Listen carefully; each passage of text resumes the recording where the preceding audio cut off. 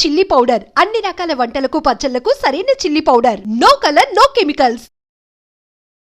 ఎన్నో successful movies ఎన్నో భాషల్లో చేసిన మీరు 5 years గ్యాప్ తర్వాత మళ్ళీ హరిహర వీరమల్లు తెలుగు సినిమాతో ముందుకొస్తున్నారు. ఈ సినిమా మొదలైన తర్వాత 3 కరోనాలు క్రాస్ చేసాం. పవర్ స్టార్ పవన్ కళ్యాణ్ గారి బిజీ షెడ్యూల్స్ తోటి ఆయనతోటే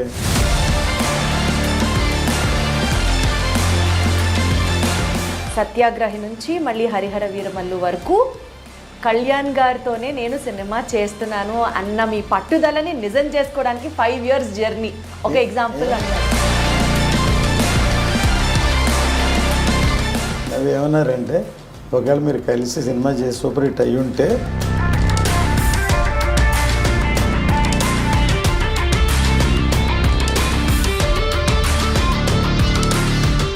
ఈ సినిమాలో పవన్ కళ్యాణ్ గారి కనెక్షన్ ఎంతవరకు మీరు అబ్జర్వ్ చేశారు? 100 మందిలో ఒకళ్ళు ఇరుక్కుంటే మనం బాలచంద్రుడు లేకపోతే అభిమన్యుడు అలా చూసాం కదా.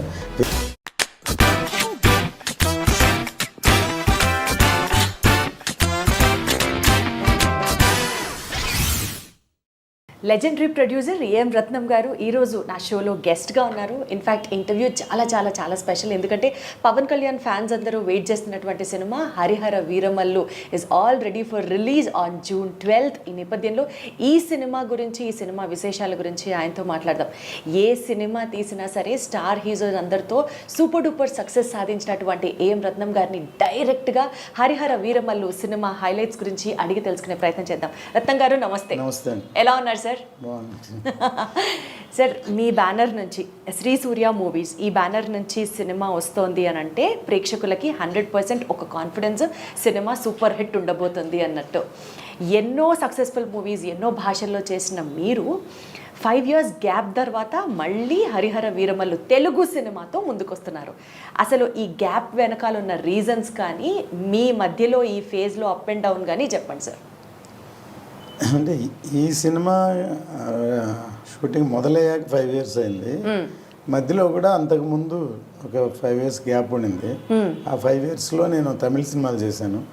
అందులో 3 సినిమాలు అజిత్ బ్లాక్ బస్టర్ హిట్స్ అవును చేశాను. తర్వాత మన విజయ్ సేతుపతితో కరుపు అని సినిమా చేశాను. ప్యారలల్గా తెలుగులో ఆక్సిజన్ అని మా అబ్బాయి డైరెక్షన్లో సినిమా చేశాను. ఒక 5 years అంతకుముందు గ్యాప్ ఉంది. అందువల్ల తెలుగులో బాగా లాంగ్ గ్యాప్ అనిపించింది. కానీ ఈ సినిమా మొదలైన తర్వాత 3 కరోనాలు క్రాస్ చేసాం. ఒక ఎలక్షన్ క్రాస్ చేసాం, ప్లస్ బిగ్ ఫిలిం. అంటే ఒకేసారి ఒక షెడ్యూల్లో 2 షెడ్యూల్లో 3 షెడ్యూల్లో చేసే సినిమా కాదు ఇది. ఎందుకంటే ఇది పీరియడ్ ఫిలిం, 17th century బ్యాక్డ్రాప్లో చేసే సినిమా. ఎన్నో సెట్స్ ఉంటాయి, అక్కడ నేటివిటీ చేయాలి. చిన్న షార్ట్ తీయాలన్నా ఇప్పుడు ఈజీగా వెళ్ళి రేపే షూటింగ్ చేసేటువంటి సినిమా కాదు.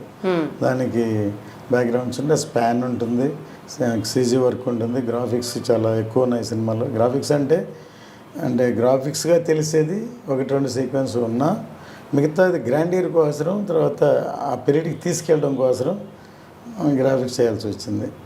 అందువల్ల plus power star Pawan Kalyan గారి బిజీ షెడ్యూల్స్ తోటి ఆయనతోటే ట్రావెల్ చేస్తూ ఈ సినిమా తీసాం. ఫైనల్గా ఫినిష్ అయ్యి June 12th థియేటర్కి వస్తున్నాం. బేసికల్గా సార్, మీరు ఒక పర్ఫెక్షనిస్ట్, ఆయన వేరే లెవెల్ పర్ఫెక్షనిస్ట్. దాంతోపాటు ఆయన డెప్యూటీ చీఫ్ మినిస్టర్గా బాధ్యత తీసుకున్నప్పటి నుంచి ఈ సినిమాకి సంబంధించి అంటే కావాలని కొన్ని చేయరు, కానీ డిలే అవుతూ వస్తుంది because of all the busy schedules.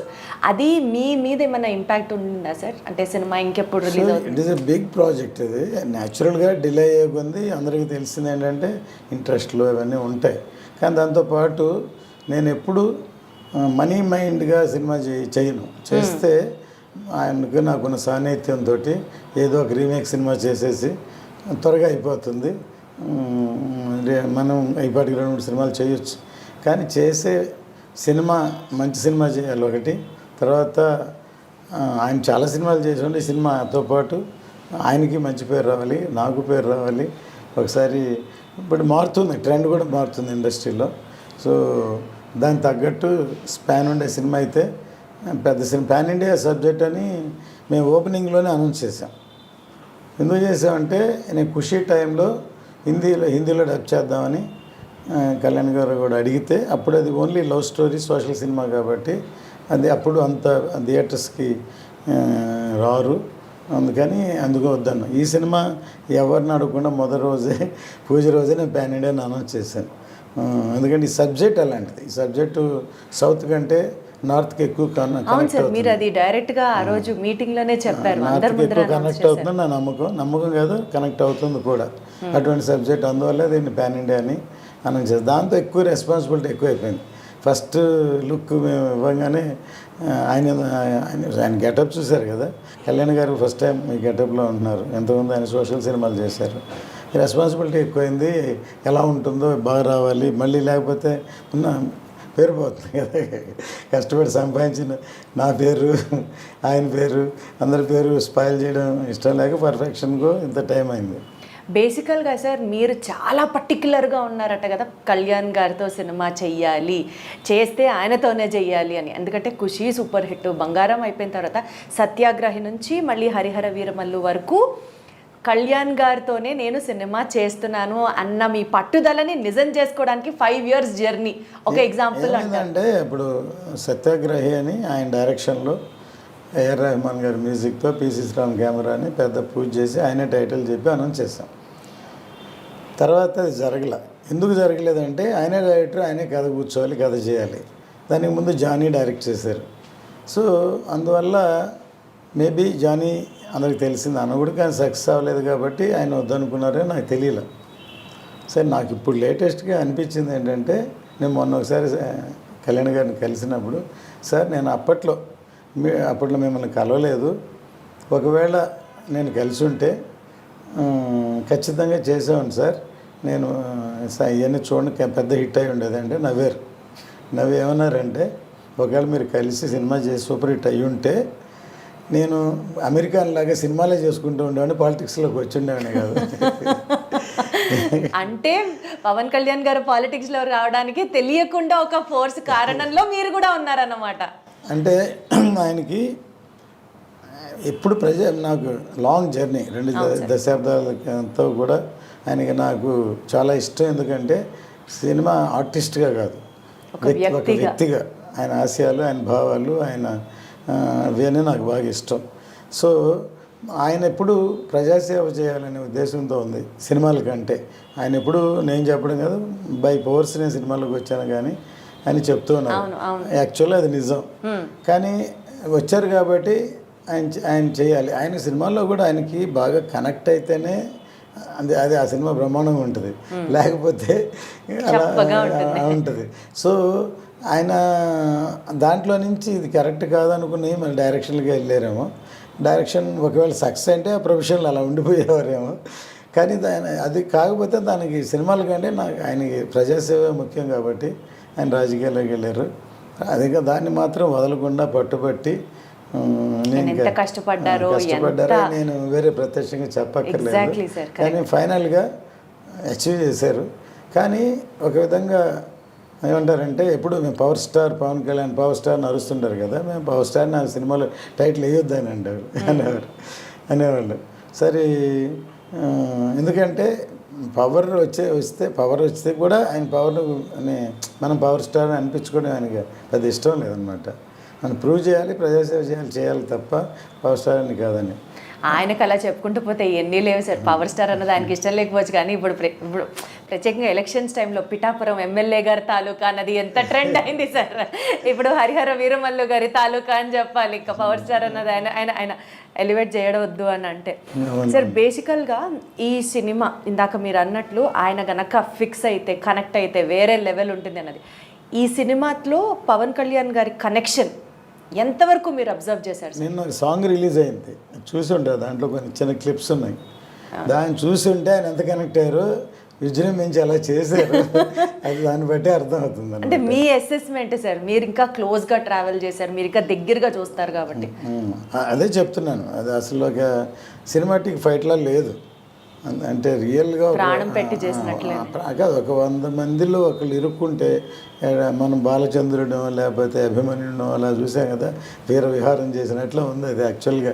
అంటే ఒక రియల్గా ఒక అట్లాంటి ఒక 100 మంది అటాక్ మధ్యలో ఇరుక్కుంటే దాన్ని ఎలాగ ప్రాణాన్ని తెగించి పోరాడతాడు, అలాగ రియల్గా ఉందన్నమాట సీక్వెన్స్. అందువల్లే అంత ఇంపాక్ట్ ఉంది సాంగ్. దానికి తగ్గట్టు లిరిక్స్, దానికి తగ్గట్టు కైరవాణి గారి మ్యూజిక్ అసలు ఎంత ఫాస్ట్గా ఉందో నేను చూసారు, ట్రెండింగ్గా ఉంది అసలు.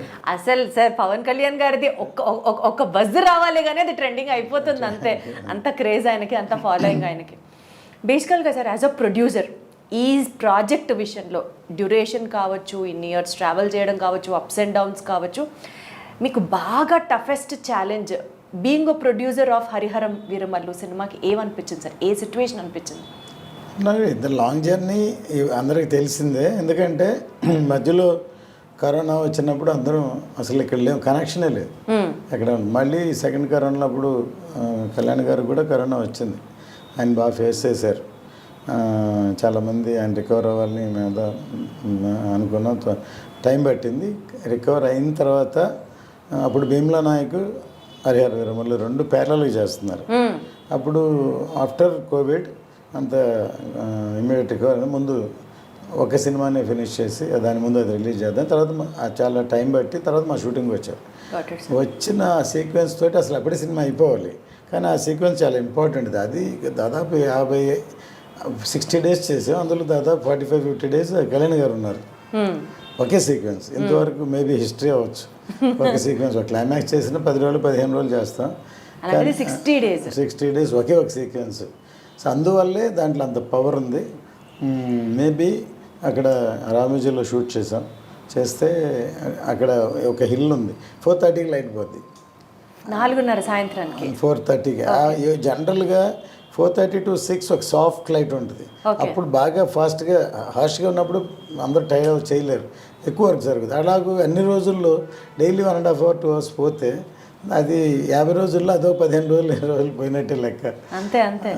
అంటే అటువంటి లొకేషన్ మేము చూస్ చేసాం అక్కడ ఒక టాప్ హిల్లో ఉండాలని, అవుట్డోర్. సో అందువల్ల బాగా టైం పట్టింది. అది ఛాలెంజింగ్ సీన్ అంటారా?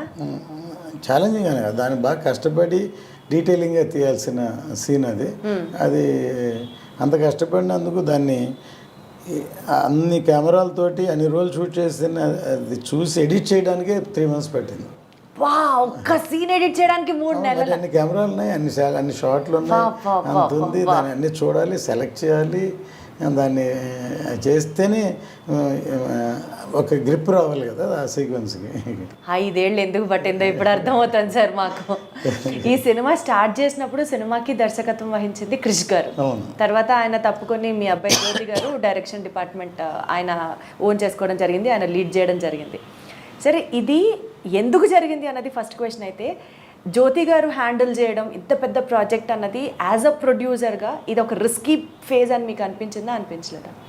లేదండి, ఇదన్నీ ఏమంటారంటే బై నేచర్ ఇది ఫేట్ అనమాట. ఇది మేము తను చెయ్యాలని మా అబ్బాయి అని లేకపోతే అని అనుకోలేదు.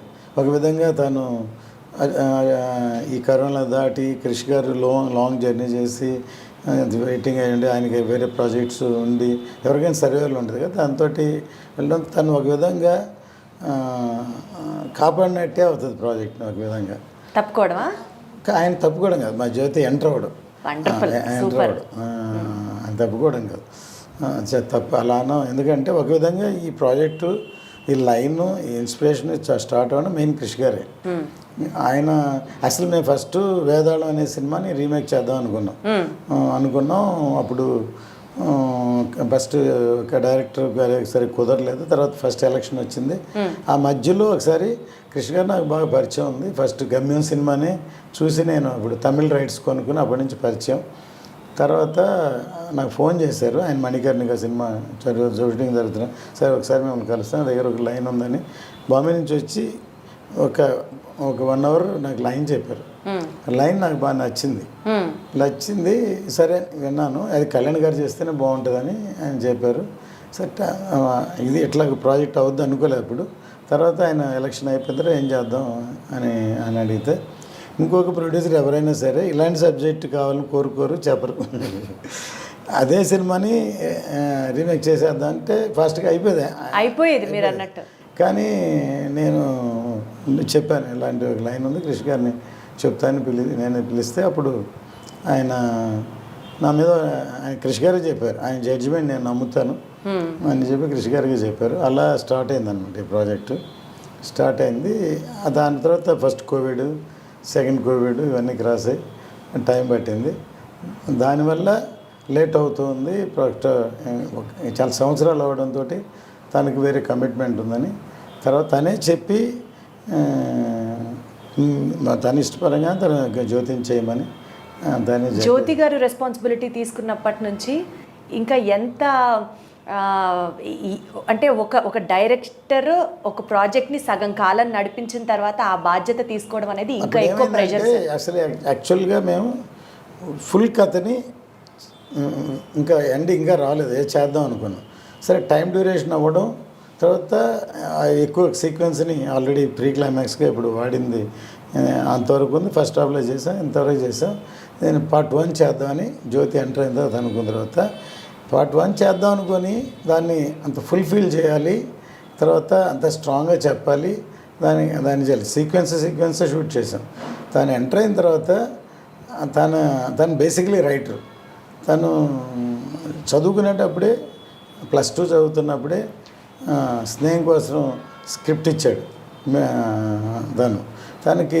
అప్పుడు ఆ స్క్రిప్టే చూస్తే ఒక ఫ్రెండ్షిప్ గురించి సబ్జెక్ట్ స్నేహం కోసం, అది ఒక ఎల్డర్లీ పీపుల్, మెచ్యూర్డ్ పీపుల్ రాసేది. నేను ఆ కథ ఫస్ట్ నాకు చెప్పలేదు తను, అసలు అప్పుడే మేబీ అక్కడి నుంచి స్టార్ట్ అయింది. మేము ఒక డిస్కషన్లో ఉంటే కేఎస్ రవికుమార్ గారు డైరెక్టర్, దానికి డిస్కషన్లో ఉంటే నేను ఎందుకు మా అబ్బాయి కూడా ఇప్పుడెప్పుడు స్కూల్లో చదువుతున్నాడు, ఏదో ప్లే రాసి అందరూ చేస్తూ మేమని పిలవండి డిస్కషన్ పిలిస్తే డిస్కషన్ ఇది మేము చేసేదే తనకి నచ్చలేదు. 1 డేలో ఆ కథ అనుకొని డైరెక్టర్ నెక్స్ట్ వస్తే మేము లేము డైరెక్టర్కి చెప్పాడు. ఆయన ఆశ్చర్యపోయి సరే మీ డాడీకి చెప్పావా అన్నారు. చెప్పలేదు సార్ అని చెప్పాడు. సరే నేను రాగానే నాకు చెప్పారు, మీ అబ్బాయి ఒక కథ చెప్పాడు, నాకు నచ్చింది, మీరు కూడా ఒకసారి వినండి అని. పొద్దున్నే 5 గంటలకు లేపేశాడు నన్ను. డాడీ అప్పుడు చాలా యంగ్ అనమాట, ఈ కథ వినండి అని అంటే నేను షాక్ అయిపోయాను ఫస్ట్. ఎందుకంటే ఒక చిన్న కుర్రాడు +2 చదువుతున్నాడు, లవ్ స్టోరీ లేకపోతే యూత్ స్టోరీ చెప్తారు, కానీ అంత మెచ్యూర్డ్గా నీకు ఎలా వచ్చింది ఐడియా అని అడిగాను. తను చెప్పిన ఎగ్జాంపుల్ ఇంకా షాక్ అయిపోయాను. ఒక తెనాలి రామకృష్ణ, కృష్ణదేవరాయ ఇద్దరు ఫ్రెండ్స్ డాడీ, వాళ్ళిద్దరిని విడగొట్టడానికి ఒక స్త్రీని ప్రవేశించారని అది షాక్ అయిపోయాను. సరే ఓకే, దానికి ఒక ఫ్లాష్ బ్యాక్ క్రియేట్ చేసి ఇది ఎలా చేశాను. ఇన్స్పిరేషన్ నాకు డైరెక్టర్ శంకర్ గారు, ఆయన కథని దాచి జెంటిల్మెన్లో మొత్తం కథ చెప్పి తర్వాత ఫ్లాష్ బ్యాక్ ఏంటని చెప్పారు. అది చెప్పాను, షాక్ అయిపోయి నవ్వి నేను డైరెక్టర్తో నచ్చిందని చెప్పాను. ఫస్ట్ దాంట్లో మెయిన్ శరత్ కుమార్, శివాజీ గణేషన్ గారు అని డిసైడ్ అయ్యి ఆయనకి అడ్వాన్స్ కూడా ఇచ్చాం. ఆ తర్వాత అది జరగలేదు, ప్రాజెక్టే డ్రాప్ చేద్దాం అనుకున్నా. తర్వాత కేసీఆర్ కుమార్, విజయ్ కుమార్తో చేద్దామని అలా మొదలై టైంలో చేసాను. ఇది ఎందుకు చెప్తున్నానంటే తను ఇంతవరకు చేసిన అవకాశాలు 1-2 లవ్ స్టోరీలు చేశారు. ఇంత పెద్ద హీరోతోటి ఇటువంటి మెచ్యూర్డ్ సబ్జెక్టు తనకి దొరకడం ఒక అవకాశం, లేకపోతే దాన్ని ప్రూవ్ పోతున్నాడు అని చెప్పచ్చు, పోతున్నాడు అని చెప్పచ్చు. ప్లస్ ఇది కథ ఒక పరంగా ఒక పైగా అయితే టెక్నాలజీ ఏంటంటే మా బ్యానరే ఇవాళ CG గ్రాఫిక్స్ అనేది ఇండియన్ స్క్రీన్లో తీసుకొచ్చిందే మేము భారతీయుడు హాంకాంగ్లో చేసాం. అప్పుడు వెంకీ అని ఒక ఆయన కోఆర్డినేటర్ శంకర్ గారు, ఆయన ద్వారా ఆయనతో చేసాం. ఆ తర్వాత ఇండియన్ ఆర్టిస్ట్ అని వాళ్ళని మేము చిన్న వర్క్లు ఇచ్చి మా కంపెనీ మేమే డెవలప్ చేసాం. వాళ్ళని నేను మన శ్రీనివాసన్, కమల్ కണ്ണన్ వెళ్ళి శంకర్ గారికి పరిచయం చేశాను. ఎందుకంటే ఆయన ఇప్పుడు హాలీవుడ్, ఫారిన్ సార్ వీళ్ళు చాలా బాగా చేస్తారు సార్ ప్లీజ్ అని మా బాయ్స్ సినిమాలో వాళ్ళకి వెబ్సైట్ ఆయన బాగా నచ్చేసి అక్కడి నుంచి శంకర్ గారితో ట్రావెల్ చేయడం మొదలు పెడితే అక్కడి నుంచి రాజమౌళి గారు మగధీర అక్కడి నుంచి ఇక్కడికి అడాప్ట్ అయ్యారు. మేబీ ఐఎమ్ ఫీలింగ్ ప్రౌడ్, ఎందుకంటే ఇవాళ నార్త్ ఇండియా కంటే సౌత్ ఇండియాలో టెక్నికల్గా అడ్వాన్స్గా వేరే లెవెల్ బాహుబలి, 3Rలు లేకపోతే మగధీరాలు లేకపోతే ఇప్పుడు హరిహర వీరమల్ లాంటి సినిమాలు టెక్నికల్గా అడ్వాన్స్గా రావాలంటే నేనే ఒక గ్రాఫిక్స్ యూనిట్ ఒక పెద్ద స్టూడియో పెడదామని ముందే ప్లాన్ చేసి హాలీవుడ్లో ఒక ఎక్విప్మెంట్ కూడా అప్పుడు అడ్వాన్స్ ఇచ్చాను నేను. బాబా ఏమన్నా విజనా సార్. కానీ అది జరగలేదు. కానీ ఇప్పుడు చెప్తున్న ఈ సినిమా తర్వాత ఒక ఫిలిం ఇన్స్టిట్యూట్ ప్లస్ ఒక స్టూడియో ఒక ఒక గ్రాండ్ లెవెల్గా ఫ్యూచర్ టెక్నాలజీ వచ్చేటట్టు చేయాలని, అంటే ఫుల్ టైం దాంట్లోనే ఉండి చేయాలని ఒక అంబిషన్. అది మేబీ జరుగుతుందో జరగదో, బట్ మై అంబిషన్ అనమాట. బట్ ఒక స్టెప్ అయితే, ఒక ఆలోచన ఫిక్స్ చేయడంతో అయితే ఒక ఇనిషియేషన్ స్టార్ట్ అయిందనే చెప్పచ్చు. Wonderful sir. సార్ బేసికల్గా ఈ first part sword versus spirit అని చెప్పి స్టార్ట్ చేస్తున్నారు. సో ఇక్కడతో స్టోరీ ఏంటి అన్నది తెలియకపోయినా బట్ స్టిల్ ఎంత ఇగ్నైటెడ్గా ఉంటుందో మాకు అర్థమవుతుంది. పార్ట్ 2లో ఏముండబోతుంది సార్? దీనికి కంటిన్యూషన్ ఉంటుంది ఖచ్చితంగా. ఇది ఎందుకంటే ఇది అబ్రప్ట్గా అన్ఫినిషింగ్గానే అవుతుంది. ఏం జరుగుతుందని క్యూరియాసిటీ. బాహుబలి కట్టప్ప ఎందుకు చంపాడు అలాంటిది ఒక ఇంట్రెస్టింగ్ ట్విస్ట్ ఇందులో కూడా ఉంటుంది అనమాట.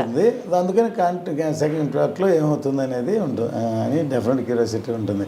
ఇప్పుడు ఈ స్వాడ్ వర్సెస్ స్పిరిట్ అనే క్యాప్షన్ మా జ్యోతే చేశాడు. అంటే ఇప్పుడు ఎంటర్ అయిన తర్వాత ఇది ముందు మామూలుగా ఒక కథలాగా అనుకున్నాం, తర్వాత దానికి వేరే ట్రీట్మెంటు, వేరే ట్రావెలింగ్, వేరే ఇవన్నీ, తర్వాత అసలు ఈ కథ ఇతివృత్తం ఏంటి అనేది బిగినింగ్ ఇన్ బిట్వీన్ కథను కూడా మళ్ళీ ఇప్పుడు అప్సెట్స్ అప్పుడు తీసాం. దాన్ని తనే చేశాడు. ఇప్పుడు రేపు పొద్దున సినిమా అయిన తర్వాత కృషి గారు చూపిస్తాం. ఆయన కూడా ఆయన అనుకున్న కథకి దీనికి ఎంత తేడా ఉందనుకుంటారు. మారిందా సార్? అంటే మధ్యలో డైరెక్టర్ మారిన తర్వాత స్టోరీ లైన్ కూడా మారిందంట. లైన్ అదే, దానికి వెళ్ళే ట్రావెలింగ్ ట్రీట్మెంట్ చెప్పే విధానం అన్ని మారిపోయింది. డెఫినెట్లీ ఒక్కొక్కరికి డిఫరెన్స్ ఉంటుంది కాబట్టి. సార్ బేసికలీ ఇది చాలా హై బడ్జెట్ ఫిల్మ్ అన్నది అర్థమవుతుంది. పాన్ ఇండియా సినిమా అంటే తెలుస్తుంది. రిస్క్ లాగా అనిపించలేదా సార్? పవన్ కళ్యాణ్ గారి మార్కెట్కి ఇది పెట్టచ్చు ఉండొచ్చు అని మీరు ఒక స్టెప్ ధైర్యంగా వేసారా? ఆ ఫీలింగ్ ఉండిందా? అప్పుడు కాదు, ఎప్పుడూ ఉంటుందండి. ఎందుకంటే ఇప్పుడు రెండు విధాలు సినిమా తీయడం నేను ఎప్పుడు చెప్తాను. ఒకటి, ఒక హీరోని మార్కెటింగ్ ఉన్న ఎనీ హీరో, నేను తమిళ్లో తీసాను, తెలుగులో తీసాను, హిందీలో కూడా తీసాను. వాళ్ళకి ఏం మార్కెట్ ఉందో, ఎంత బడ్జెట్, ఎంత సేలబిలిటీ ఉందో దాని ప్రకారం సినిమా తీయడం అదొక అసెస్మెంట్. ఇంకోటి, స్క్రిప్ట్ ఏం డిమాండ్ చేస్తుందో అంతవరకు మ్యాక్సిమం ఎక్స్టెండ్ చేస్తాం. అప్పుడు ఏమవుతుందంటే అంత రేంజ్కి అమ్మలేం. మనం చేసాం, కానీ ప్రీవియస్ ఎవరైనా సరే ప్రీవియస్ బిజినెస్ ఎంత, ఆ హీరోతో ఎంత అయింది, దానికంటే ఒక 10% ఎక్కువ కొనడానికి మేబీ కాంబినేషన్, లేకపోతే ఈ బ్యానర్లు బాగా తీస్తా లేకపోతే అని అనుకుంటారు. కానీ మనం దాన్ని మించి ఖర్చు పెడితే అది నిలబెట్టి దాన్ని ఇప్పుడు దాకా అది బాగుంటుందని మన రేపొద్దున ట్రైలర్స్ ఇవన్నీ ఆ కలరంతో వచ్చే నమ్మకం క్రియేట్ చేశాక బిజినెస్ చేయాలి. నేను ఫస్ట్ టైం సౌత్ ఇండియాలో, అంతకుముందు అవుట్రేట్ ఆర్ డిస్ట్రిబ్యూషన్ ఈ రెండే ఉండేవి. మన తమిళ్లో కానీ తెలుగు కానీ సౌత్ ఇండియాలో డిస్ట్రిబ్యూషన్ కానీ అవుట్రేట్ కానీ.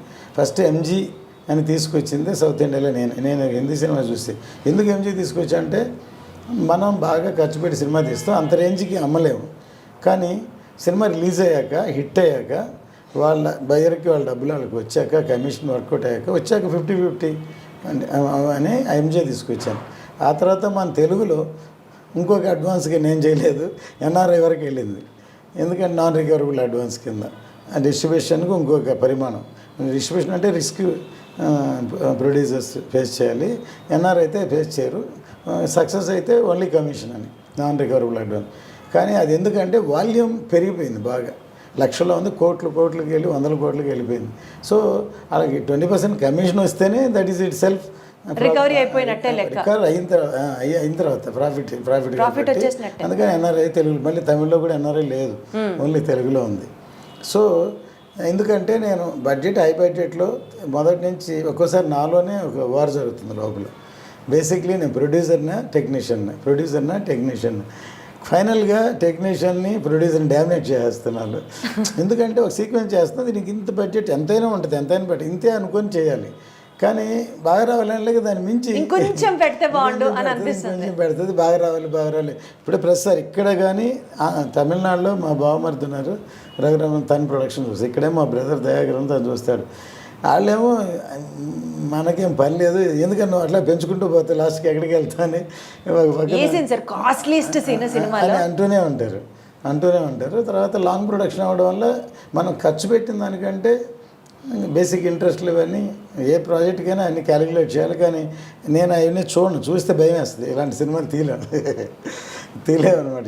చేసుకుంటే వెళ్తే తర్వాత చూద్దాం అనే పద్ధతే ఉంది. సో ఎక్కడ అసలు కాంప్రమైజ్ లేకుండా సినిమా తీశారు, ప్రతిదీ ఒక ఆర్ట్ లెవెల్లో ప్రజెంట్ చేశారన్నది అర్థమవుతుంది. ఈ సినిమాలో కాస్ట్లీయెస్ట్ సీన్ ఎక్కడ షూట్ చేయడానికి అనిపించింది సార్? ఎంత ఖర్చు అయింది ఆ సీన్ షూట్ చేయడానికి?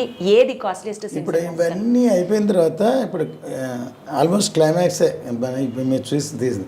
కానీ మేము జ్యోతి ఎంటర్ అయిన తర్వాత ఇంకో కొసమెరుపులాగా ఇంకోటి పెడదాం అనుకున్నారు. అది టెక్నికల్గా అడ్వాన్స్గా ఉంటుంది. సరే అది లేకపోయినా సినిమా అయిపోయింది. యాక్చువల్గా సినిమా అది లేకపోయినా సూపర్ హిట్ అవుతుంది. కానీ మార్క్ ఉండాలి అని ఇంకో లెవెల్కి ఉండాలని దాని ఒక్కదానికే ఇప్పుడు ఒక సీక్వెన్స్కి అంతకుముందు 50-60 రోజులు చేసింది ఒక ఎత్తు అయితే ఇది టెక్నికల్గా దానికే 15-20 crores ఒక సీక్వెన్స్కి ఖర్చు పెట్టాం. ఇప్పుడు ఆ గ్రాఫిక్స్ ఇరాన్లో జరుగుతుంది. హాట్గా వస్తుంది అనమాట. ఒక సీన్కి ఒక సీక్వెన్స్ కోసం 20 crores, మోర్ దాన్ 20 crores. సరే, అసలు ఆ సినిమా మీద ఎక్స్పెక్టేషన్స్ ఆడియన్స్కి మీరు ఒక్కొక్క పాయింట్ చెప్తుంటే ఇంకా వేరే లెవెల్ వెళ్ళిపోతున్నాయి సార్. బేసికల్గా మీరు సాయిబాబా భక్తులు. ఆఫీస్లో చెన్నైలో సగం మీ ఆఫీస్ని టెంపుల్ కట్టించి ఇచ్చేశారు అని కూడా విన్నాం. ఈ సినిమా రిలీజ్కి సంబంధించి బాబాని ఏమైనా ప్రత్యేకంగా అనుకున్నారు సార్? ప్రే చేస్తున్నారా? నేనేంటంటే మన క్యారెక్టర్ అంటే నేను డివోషనల్ పర్సన్. మోర్ దెన్ 45 yearsగా నేను శబరిమల వెళ్తున్నాను. నేను ఇది కావాలి అది కావాలి కోరను. ఇప్పుడు అంతే కదా, మనం చేసుకుంటే వెళ్తాం. గాడ్ నమ్ముతాం కంటే వాళ్ళకి తెలుసు ఏం జరగాలి, ఏం చేస్తారు. God will bless us. ఇది కావాలి సార్, నాకు ఇది కావాలి, అది మా హిట్ అవ్వాలి, నాదే ఆడాలి, ఇదే అవ్వాలి అని ఎప్పుడు అనుకోను. దేవుడిని చూసినప్పుడు అసలు కోరుకోవాలి అనిపించదు. ఆయన మూర్తిని సరిగ్గా చూస్తా అని అనిపిస్తుంది అనమాట. సో బేసికల్గా అంత బాధ్యత ఆయన మీద వేసేసారు, ఆయనే చూసుకుంటారు సార్.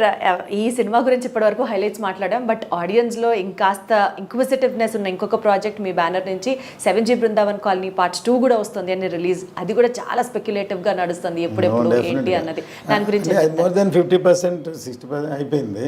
ఇప్పుడు ఇది ఫినిష్ అవ్వగానే, రిలీజ్ అవ్వగానే దాన్ని స్టార్ట్ చేస్తాం. బై అక్టోబర్, నవంబర్, డిసెంబర్ లోపు ఇయర్ ఎండింగ్లో రిలీజ్ చేస్తాం. డెఫినెట్గా సినిమా 7G Part 1 ఎలా ఉండిందో బృందావన్ కాలనీ దానికి తగ్గకుండా డెఫినెట్గా పెద్ద హిట్ అవుతుంది అనుకుంటున్నాం. లేదా కల్ట్ మూవీ.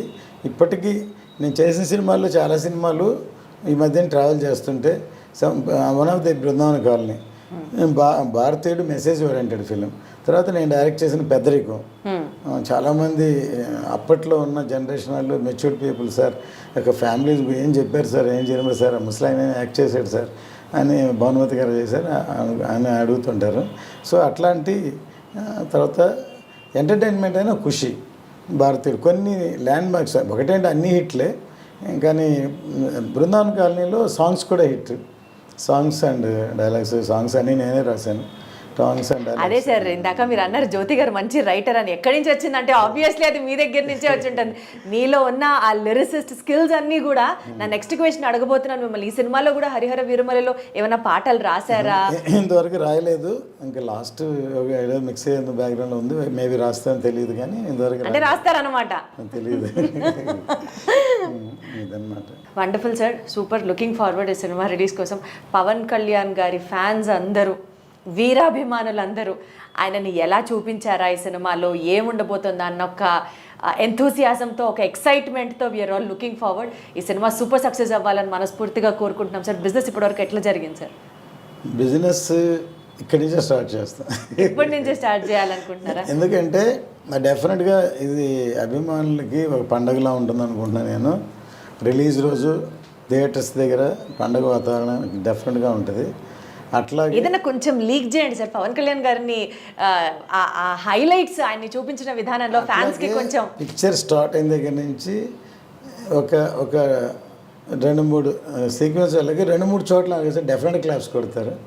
ఆయన ఇంట్రడక్షన్ కానీ, ఒక చైల్డ్ ఎపిసోడ్ కానీ అన్నిటికీ క్లాప్స్ కొడతారు. తర్వాత ఈవెన్ ప్రీ క్లైమాక్స్ కానీ అవన్నీ అన్నిటికీ డెఫినెట్గా వాళ్ళకి ఒక ఆనందాన్ని కలిగించే లెవెల్లో సినిమా ఉంటుంది డెఫినెట్గా. All the very best sir, more power to you. Cinema block buster అయిపోయింది అని ఎక్స్పెక్ట్ చేస్తున్నాం మేము, అదే ఎక్స్పెక్టేషన్లో ఉన్నాం. And wish you all the very best sir. Thank you so much. అంటే కష్టే ఫలి అంటారు కదా, మనం ఎంత కష్టపడితే అంత ఫలితం ఉంటుంది. సో అది ఈ సినిమా విషయంలో అది గ్యారంటీగా ఫలిస్తుంది అనుకుంటున్నాను. తథాస్తు జరగాలని కోరుకుంటూ thank you so much sir. నమస్తే. Thank you.